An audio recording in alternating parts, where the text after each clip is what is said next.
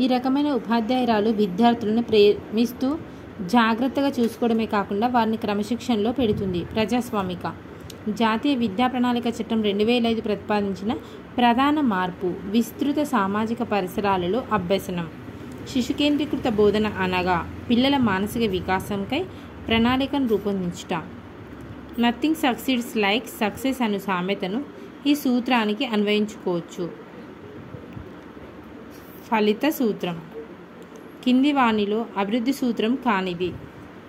విపర్యయ ప్రక్రియ కింది వానిలో సూక్ష్మచలనాత్మక నైపుణ్యానికి ఉదాహరణ అరచేతిలో పట్టుకొనుట. ఈ అభివృద్ధి దశలో పెరుగుదల వికాసం వేగంగా ఉండడాన్ని గమనిస్తాం. శైశవ దశ.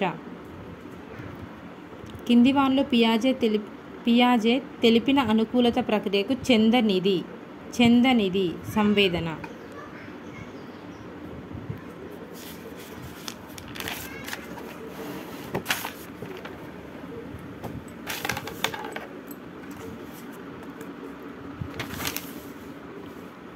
కింది వానిలో ప్రత్యేక అవసరాలు గల పిల్లలను అధ్యయనం చేయుటకు దోహదపడే పద్ధతి వ్యక్తి అధ్యయన పద్ధతి.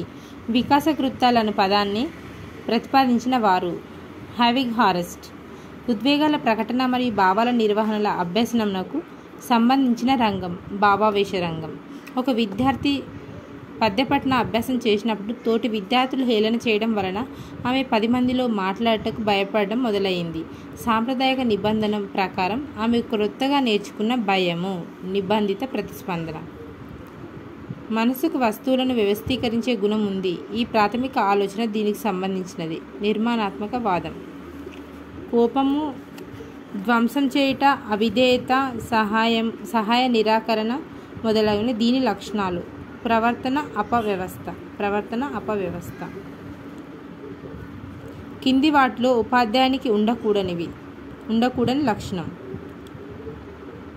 కింది వాటిలో మంచి ఉపాధ్యాయునికి ఉండకూడని లక్షణం ఏంటంటే విద్యార్థులందరికీ సాధారణ బోధన పద్ధతిని ఉపయోగించుట అనేది ఉండకూడదు. ఎందుకంటే ఒక్కొక్కరు ఒక్క విధంగా నేర్చుకుంటారు. అందరి ప్రజ్ఞా లబ్ధి ఒకే రకంగా ఉండదు కాబట్టి వారికి ఒక తరగతిలో వైవిధ్యంగా ఉంటారు విద్యార్థులు కాబట్టి అందరికీ సాధారణ బోధన పద్ధతిని ఉపయోగించకూడదు. ఇది ఉండకూడని లక్షణం. ఉండాల్సింది ఏంటంటే వైవిధ్యంగా ఒక్కొక్కరికి ఏ విద్యార్థికి అయితే ఏ రకంగా అర్థమవుతుందో ఆ స్థాయిలోకి వెళ్ళి చెప్పాలి కాబట్టి సాధారణ బోధన అనేది ఉపయోగించడం అనేది ఉండకూడదు ఆ లక్షణం. కింది వానిలో బోధన చేసేటప్పుడు జరిపే మూల్యాంకన విధానం. కింది వానిలో బోధన చేసేటప్పుడు జరిపే మూల్యాంకన విధానం ఏది? నిర్మాణాత్మక మూల్యాంకనం.